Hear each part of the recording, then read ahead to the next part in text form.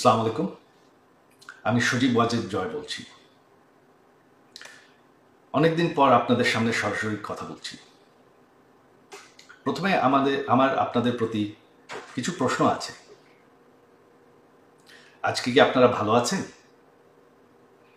আজকে কি আপনারা বাংলাদেশে নিরাপদ আছেন? আজকে কি স্বাধীন আছেন?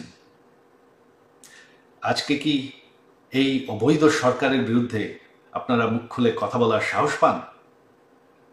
আজকে কি বাংলাদেশের পক্ষে, বাংলাদেশের স্বাধীনতার পক্ষে আপনারা মুখ খুলে কথা বলার সুযোগ পান, নাকি গ্রেফতার হন? গত 1 বছর ধরে এই অবৈধ অনির্বাচিত রাজাকারদের সরকার অবৈধভাবে ক্ষমতা দখল করে আছে।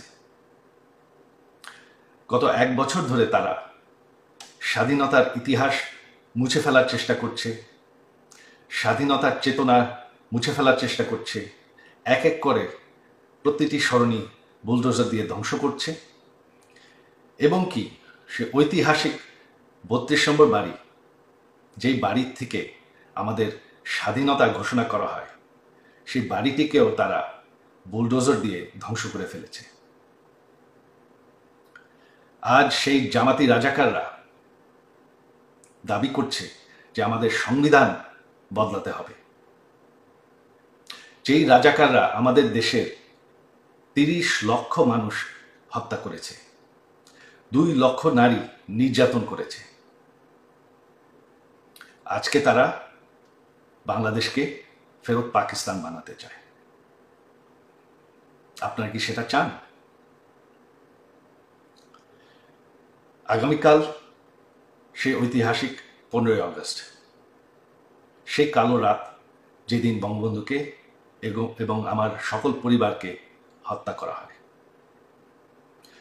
বঙ্গবন্ধু কোনো রাজনৈতিক দলের সম্পদ নয়।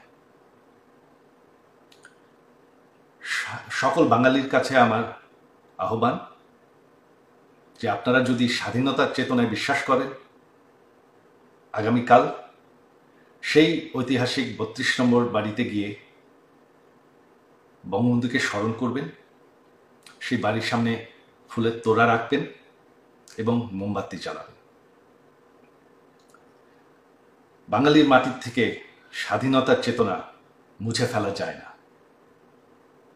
স্বাধীনতার ইতিহাস মানুষের মনের থেকে মুছে ফেলা যায় না। আর বঙ্গবন্ধুকে বাংলাদেশের মানুষের মনের থেকে মুছে ফেলা যায় না। 32 নম্বর একটি বাড়িটি আর নেই, তবে সেই 32 নম্বর ধানমন্ডি ঠিকানাটি এখনো আছে, সেই মাটিটি এখনো আছে।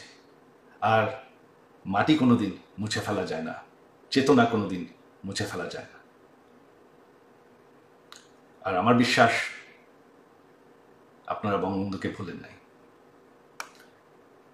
তো এটাই আমার আহ্বান, আপনারা একটু সাহস করে যাবেন। এখন আর ভয় পাওয়ার কিছু নাই। এই অবৈধ সরকারের, এই রাজাকারদের সরকারের সময় শেষ হয়ে এসেছে। বাংলাদেশের মাটির থেকে কোনোদিন 71-এর ইতিহাস মুছে ফেলা যাবে না, বঙ্গবন্ধুকে মুছে ফেলা যাবে না। জয় বাংলা।